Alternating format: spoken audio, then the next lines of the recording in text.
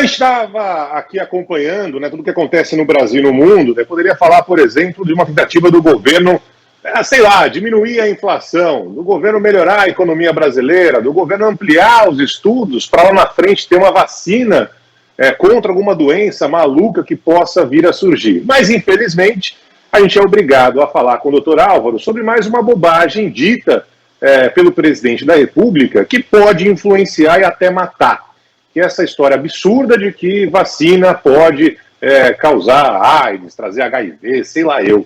Doutor Álvaro, eu queria que o senhor falasse um pouco sobre isso, desmentindo mais uma vez essa história que ninguém poderia acreditar que um presidente da República fosse propagar. Doutor Álvaro, bom dia.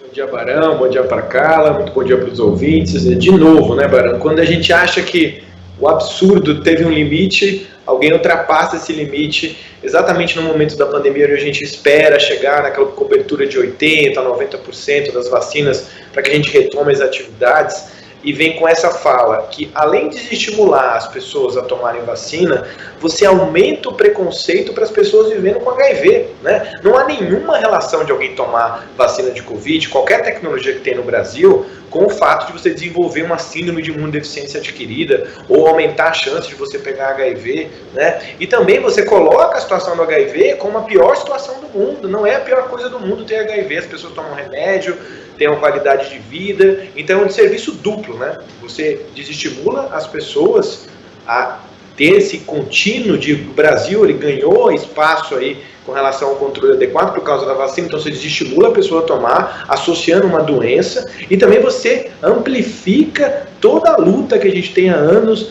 para tirar o estigma dessa doença, o HIV. Então é uma situação que a gente lamenta muito, profundamente, especialmente quando esse assunto é colocado de uma forma totalmente despreocupada com repercussão, com o que isso pode trazer de consequência, né? A gente, como infectologista que está há um ano e meio com Covid, mais de 40 anos atendendo essas pessoas com HIV, porque é o tempo da pandemia, também lamenta por essas duas doenças, informação tão equivocada, tão obtusa do nosso presidente.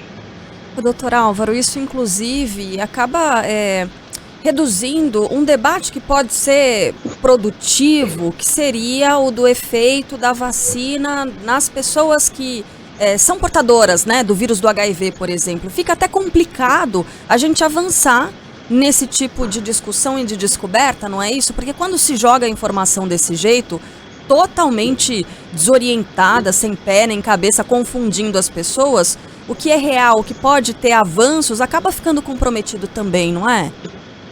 Sim, Carla, muito bem colocado. Essa é uma situação para a gente discutir, né? A gente tem muitos avanços para ter, não só na Covid, mas também no HIV, né? Busca de vacina, né? A gente, infelizmente, linka o HIV de uma forma até muitas vezes preconceituosa com a situação da sexualidade, né? Então, quando você fala essa frase, você já tem no nosso país uma população que tem um pouco ainda de reticência, de desconhecimento sobre o HIV, né? Então você tumultua ainda mais, né? Algo que a gente precisa falar de Covid, mas precisa falar de que hoje as pessoas que têm HIV vivem bem, com qualidade de vida, que a gente tem que buscar uma vacina preventiva para o HIV, que é o grande objetivo que a gente busca aí nos últimos anos, para tentar diminuir os indicadores do Brasil. No Brasil, nós temos aproximadamente aí 30 mil casos novos por ano de pessoas que se infectam pelo vírus, né? E não tem nenhuma relação, Carla, de vacina de Covid com HIV, né? Então, inclusive, até as pessoas que vivem com HIV, elas são candidatas a tomar a dose adicional, né?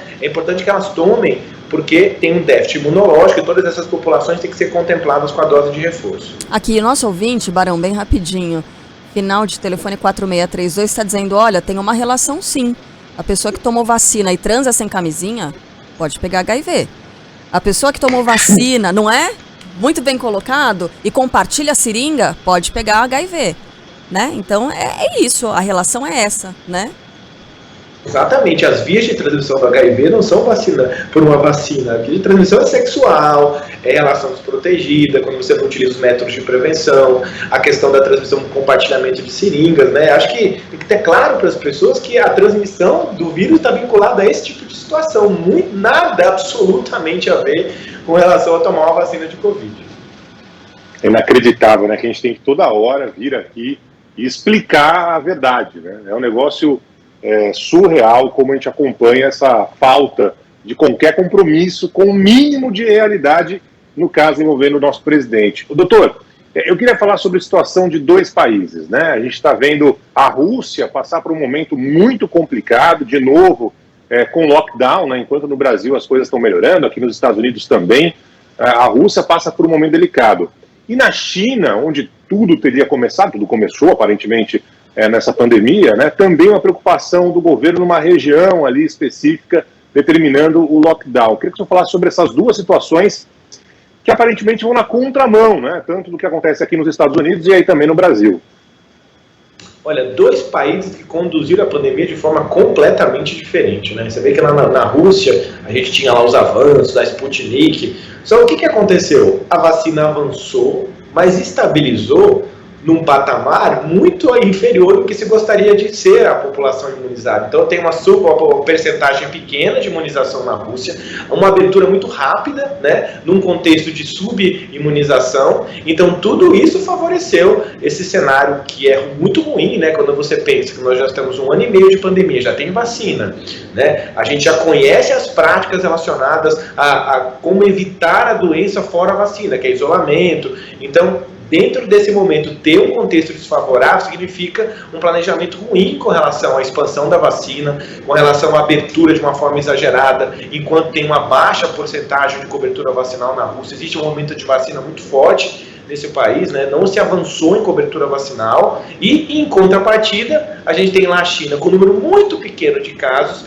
entendendo que a contenção, que o isolamento precoce é crucial para que esses casos não tenham expansão. Então eles fazem de uma forma até antecipada, testagem, você monitoriza o que está acontecendo. Esse é o caminho para evitar que em alguns locais do mundo a gente tenha uma reemergência de casos de Covid, né? Então, testagem, isolamento precoce, olhar a cobertura vacinal. Então, exemplos distintos de realidades da pandemia. E claro, Barão e Carla, que isso serve de exemplo para o Brasil. A gente olhar o que está acontecendo nesses países, quais são os erros, quais são os acertos dentro do planejamento dos próximos meses. Estamos no momento melhor? Estamos. Estamos bem em vacina? Estamos caminhando para um bom indicador de cobertura vacinal. Mas todo cuidado é pouco. Continuar olhando variantes genéticas, continuar olhando se vai ter incremento de casos em alguns locais do Brasil, cuidado nas práticas muito rápidas de relaxamento com relação às políticas de flexibilização. Então, se a gente fizer isso e obedecer uma lógica razoável, a gente não vai ter um revés da pandemia nos próximos meses aqui no Brasil. Uma última pergunta aqui do nosso ouvinte Leon, ele é motorista de aplicativo, está sempre ligado na programação da Band News, e aí ele pergunta sobre as chances do surgimento de uma outra variante resistente aqui no Brasil, doutor. Olha, essa é uma pergunta bastante relevante do ponto de vista do planejamento, porque, cara, quando o mundo não controla a pandemia de forma adequada, então assim, no Brasil a gente está vacinando, a gente está caminhando bem, o vírus está caindo em circulação, quanto menos vírus circula, menor o potencial de selecionar variantes.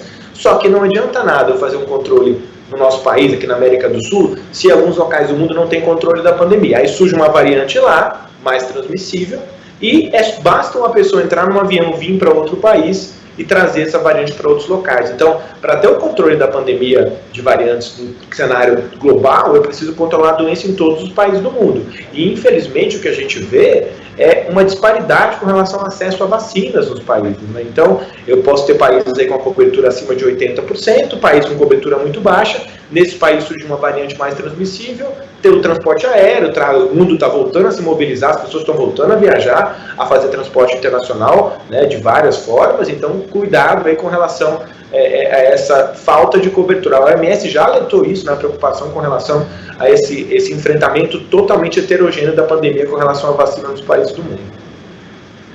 Muito bem, o doutor Álvaro volta ao longo da semana trazendo mais informações e verdades aqui pra gente no Band News Station. Um grande abraço, doutor, até a próxima. Abraço, Barão, abraço, Carla, ótima semana para todo mundo.